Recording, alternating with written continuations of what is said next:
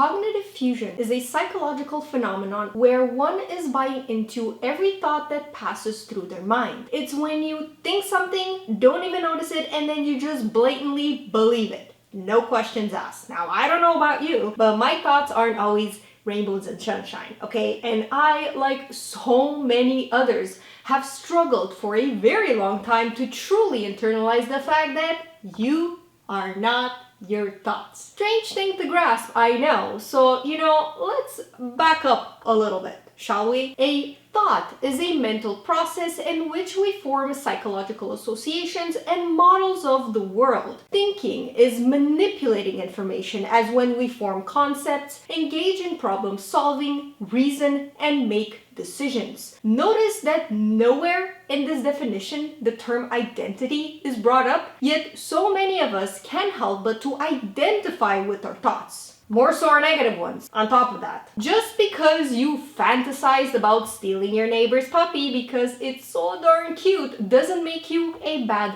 person. And just because you thought it doesn't mean you'll actually do it either. So I have a lot of fucked up thoughts, man. I do. You ever drive down the street and see like 30 people up on a sidewalk and you just think, you don't do it, you just think it. Let's look closer at that darn definition again, okay? A thought is a mental process in which we form psychological associations. Basically, your mind is constantly processing information to try and make sense of the world in order to ensure our, you and me, survival. It does this by filtering newly acquired data or experiences or emotions through past intel stored in there for many, many years. And in case this didn't ring any bells for you yet, yes, your thoughts are extremely biased and tarnished with old, unhealed wounds, traumas, insecurities, beliefs, values, and the list goes on. On top of that, the majority of this mental processing goes on,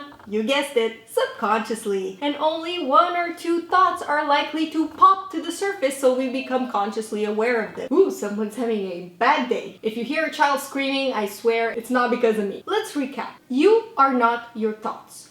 Your thoughts aren't actually facts. Your thoughts are biased AF and they are being formed in your subconscious mind, so you might not even know who, what, when, or where they came from in the first place. Now that we've got that out of the way, let's look at how you can disidentify with your thoughts, how to deal with negative self-talk, and how you can put an end to overthinking for good. But before we get into all of that, I'd like to tell you a little bit about today's sponsor, Motive. If you are returning back to the office or simply want to add a dash of business elegance to your Zoom meetings, Motive is the best place to go when building your professional wardrobe. They offer timeless, high-quality basics that are essential staples in everyone's closets. The majority of their items are either made from high-quality materials like wool or organic cotton, or even from recycled polyester. So there's something for everyone and every budget in there. They have a silk collection,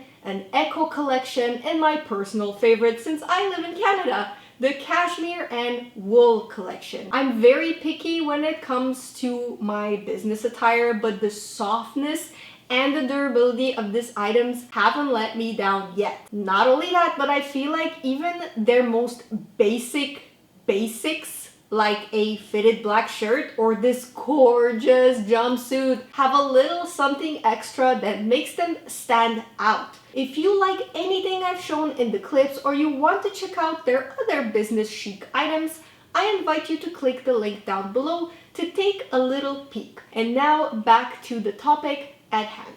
Disidentifying with your thoughts. The simplest exercise you can start doing to begin the process of removing your sense of self from your thoughts is, of course, the classic journaling. This metaphorical separation can have a tremendous impact, seeing as the majority of us rarely take the time to actually observe our thoughts. Some of the things you say to yourself are shocking, to say the least. Am I right? Now, I know journaling isn't everyone's cup of tea and it can be a bit daunting to write every single day. So here's another thing you can do instead to deal with negative self-talk on the spot. Whenever you have that gut feeling that your thought has had an emotional effect on you, ask yourself, what would I say if someone I loved said that thing about themselves? Here's an example. I came home from the gym and was really craving a cookie, so I had 2 or 3. Then I thought to myself, stop eating, you disgusting pig.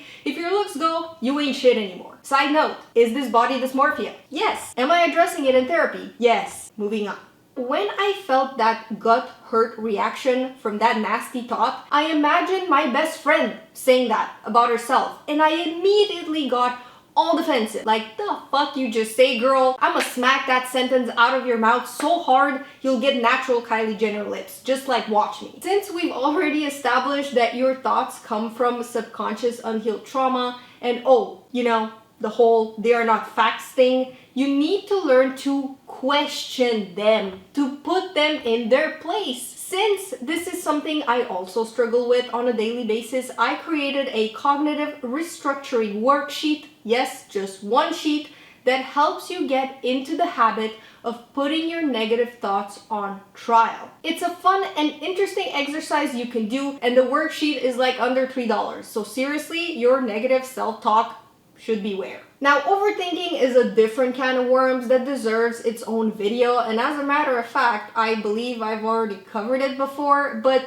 in addition to what I said in that film, I believe consumption has a huge part to play in this topic. I see overthinking as, sorry to say, but mental diarrhea. Just like your body, when it eats something bad, your mind has consumed something it didn't like and it's trying to purge. You watch distressing news every day. Listen to, death metal on the way back home from school. Eat junk food so you put yourself in a food coma that makes you unmotivated to study for your upcoming tests, and then you're surprised why your mind is going apeshit when you're trying to sleep. Turn the faucet off. Stop eating poison while your body is hopelessly trying to poop the poison out. Cleanse your mind, stop scrolling through TikTok for a few days, allow your thoughts to process what's already in there before you continue to add more stuff in. I know this topic is too large to cover here, so if you want me to dedicate a full video on this, give me a thumbs up so that I know. And thank you so much for watching. I will see you next time. And remember, you are not your thoughts, because you are so much more